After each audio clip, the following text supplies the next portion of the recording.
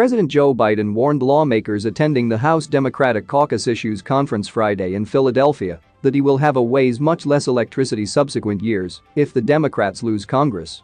This off-year election, in my view, can be the maximum vital off-year election in cutting-edge history. Because we understand what happens, we understand the essential extra D that shifts if we lose the House and Senate, Biden informed House Democrats. The simplest element I'll have then is a veto pen.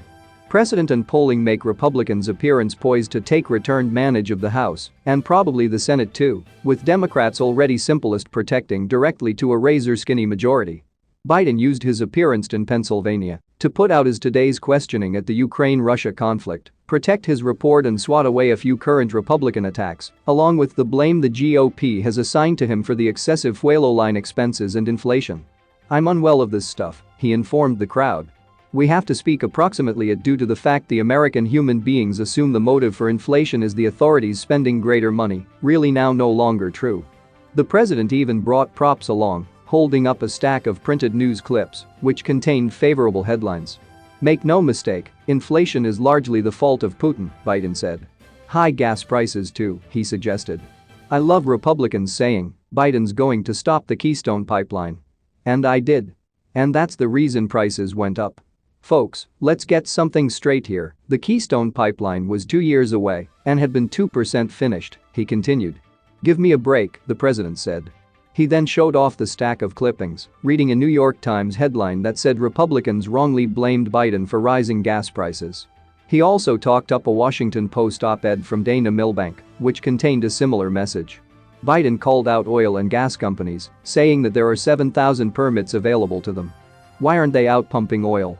Why aren't they out pumping oil?" he asked. "What's happened?" "Well, the oil companies and executives they don't want to pump more oil, although they have every capacity to do so. Nothing is slowing them up from doing it if they want to," he said. "Why? As opposed to spending the benefits from the expanded cost of gas, they would prefer to take those benefits and repurchase stock," Biden said. "Instead of taking that cash and put it in siphoning new oil, not a joke, not a joke." The president was open about where he's maintained unexpected viewpoints in comparison to parts of his party, particularly the gradual wing. Referring to the 2020 political decision, he discussed how however we needed to bring together the country. "Which a great deal of you didn't like," he said by the way.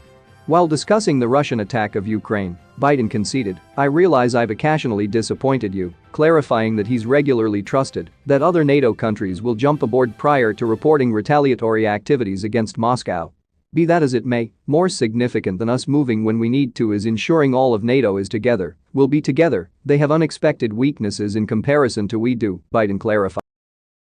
That's all for now. Stay tuned and subscribe to White House Politics for more political news and updates.